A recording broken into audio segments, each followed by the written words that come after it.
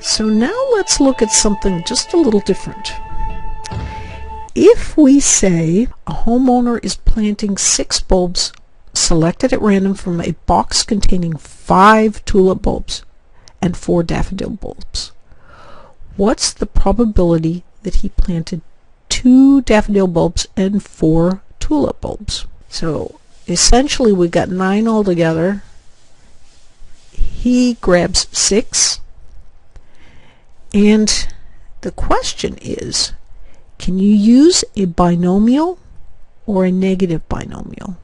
Why or not why not? And if you would like to, you can stop the video for just a minute, and then you can see if you can figure out whether or not you could use those, because this is actually kind of a key point right here. And spoiler alert, turn it off if you want to. Otherwise, I'm answering right now, and that is, what's the chance of you picking like a red tulip bulb? Well, it's going to be, you've got 5 out of 9, right? So we know that the chance of that first one that you're going to pick a red tulip bulb is going to be 5 out of 9. Once you pick that tulip bulb, what's the chance that the second bulb is going to be a tulip bulb? Now it's 4 out of 8. The odds have changed. So remember, we had to calculate those probabilities, and we said that the probability couldn't change for it to be Bernoulli and for us to use the binomial distribution. So guess what? We're stuck. We can't use the binomial distribution for this, even though it kind of looks like it should be sort of like a binomial kind of problem. And in fact, we'll see that when the numbers get really large, they do get, the solutions become very similar. But there is a difference right now. We can see the probability does change, so that means that we have to use a different kind of distribution. And this I love. That's the Quickenhof Gardens in Holland. They look so beautiful. They're some of my favorite places on earth, so that's why I had to use a bulb problem. So what we're going to talk about next is the hypergeometric distribution. And that's the kind of distribution you would need for something where the odds can change a little bit. So what is the hypergeometric distribution? Let's say that we have n is equal to the number of elements in our sample set, and we can say that k is going to be the number of events A, like, you know, their tulip bulbs, are in S. So we can randomly sample n elements without replacement. That's actually kind of key, without replacement.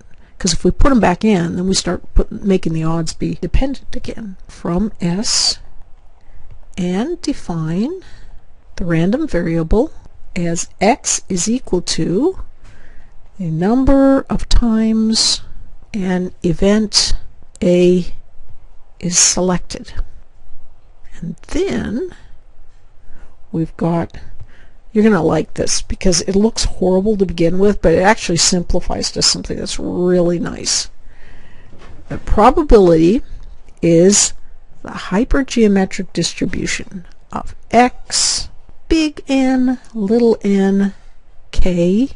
See, big N was the number of elements, and n is the number of elements in the sample without replacement, and there's k, and that is simply k, choose x, n minus k over little n minus x, all over n, choose n.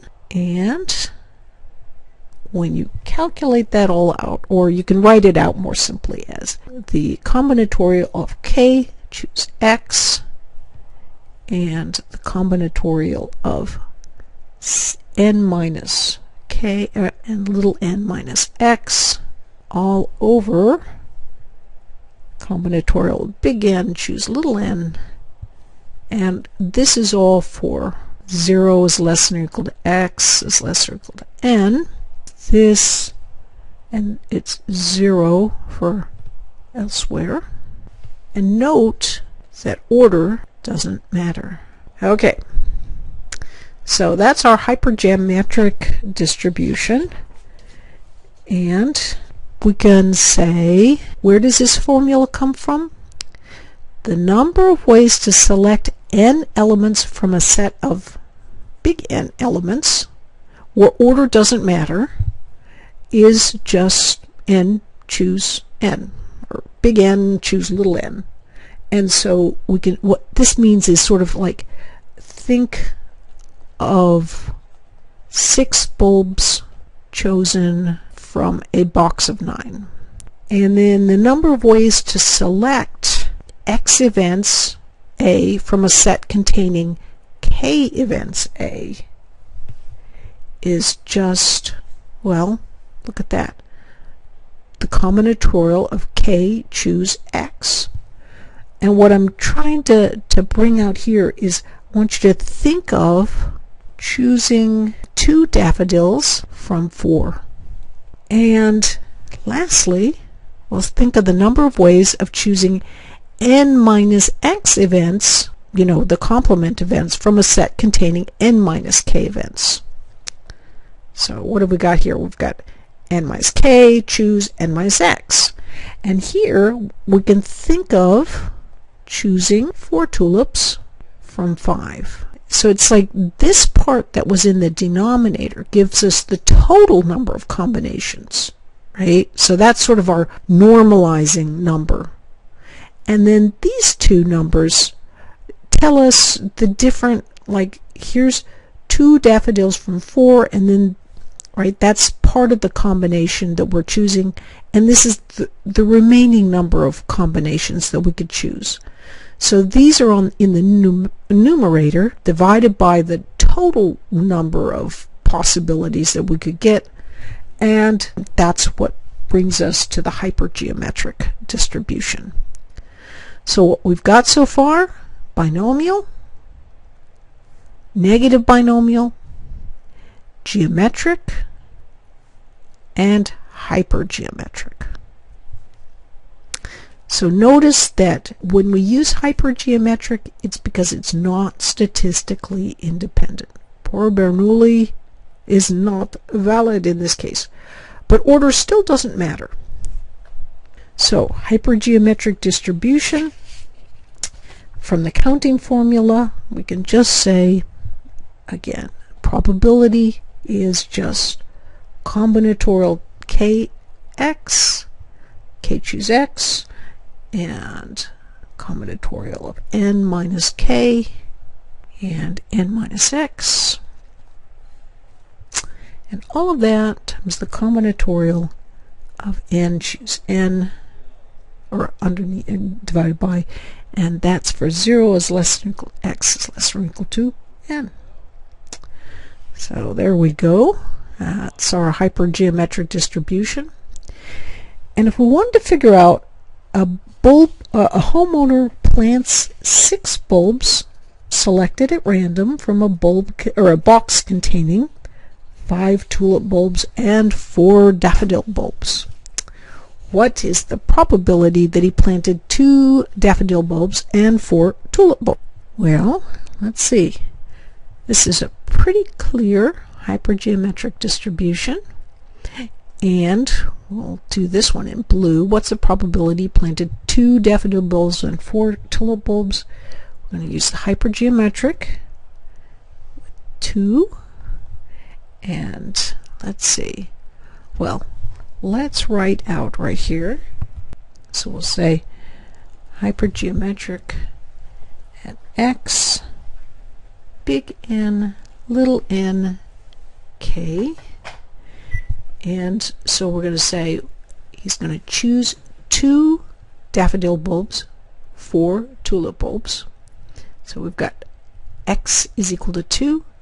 Our big N right here is going to be 9. Our little n, he's choosing 6 altogether, right?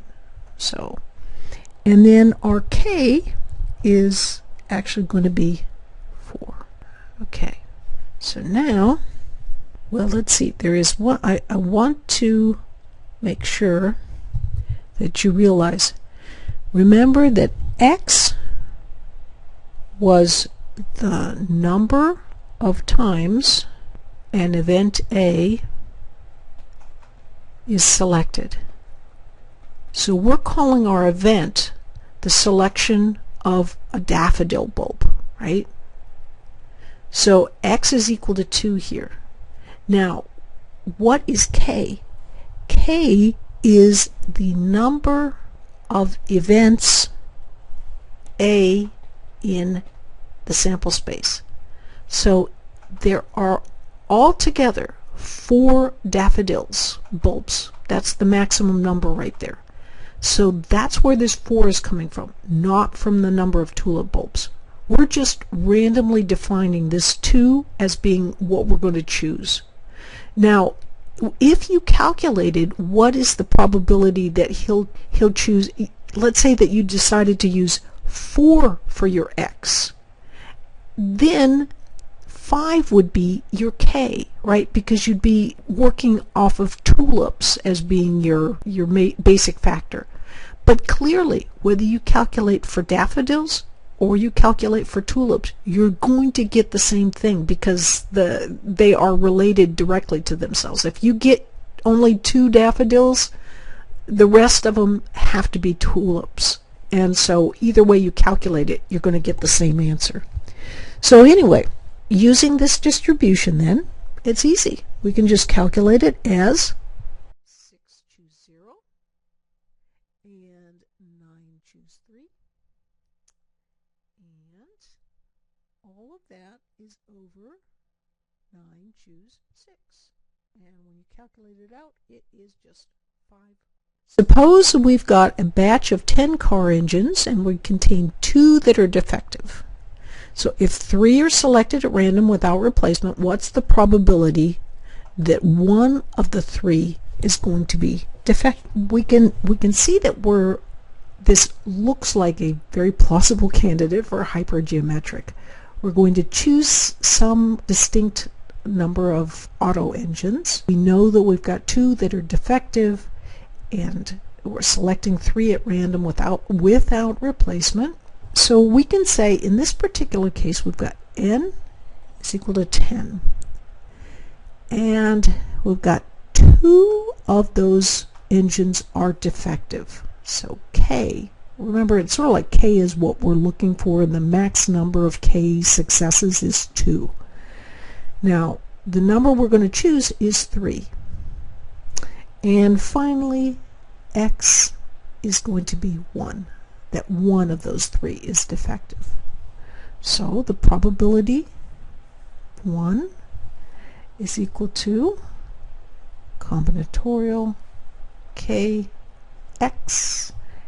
I'm just going to rewrite our whole expression here for a hypergeometric n minus k, n minus x, and combinatorial n choose n.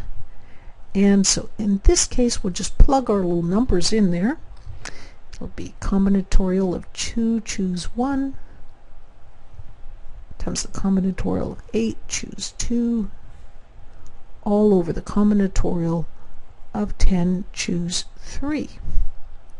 So when you multiply all those numbers out, we're going to have 2 times 28 all over 120, and that gives us 0.47, and that's the probability that 1 in 3 of those car engines is going to be defective.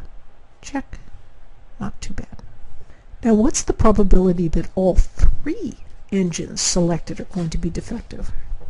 Let's see that the math itself can tell us about probabilities. Again, we've got kx and combinatorial of n minus k, n minus x. You're probably wondering why I'm writing this all out again, but you're going to see. And combinatorial n choose n. And what we're going to have is the combinatorial of 2 choose 3. There's a combinatorial of 8, 0. And combinatorial of 10 choose 3. Ooh, look at this little guy right there. 2 choose 3. What that means is 2 factorial, 2 minus 3 factorial over 3 factorial. Well, guess what? You can't do a negative number as a factorial. So what this is telling us is that this is impossible. The probability of this happening is 0, because all three, well, we don't have 3 bad engines, so we can't select all 3 engines and expect them all to be bad, and the math itself tells us that. So the properties of the hypergeometric distribution, well, the expected value, the mean, is just n times p, and the variance it's an ugly looking formula, but even so, it's just a formula. You plug it in and you can find the variance.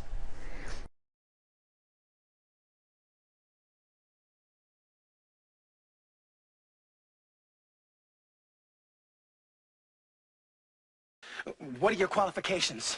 Well, I attended Juilliard. I'm a graduate of the Harvard Business School. I travel quite extensively. I lived through the Black Plague, and I had a pretty good time during that. I've seen The Exorcist about 167 times, and it keeps getting funnier every single time I see it. Not to mention the fact that you're talking to a dead guy. Now, what do you think? You think I'm qualified? What I mean is, can you be scary? Oh, I know you're asking me. Can I be scary? What do you think of this? You like it? Excuse us, please. Sure, talk amongst yourselves.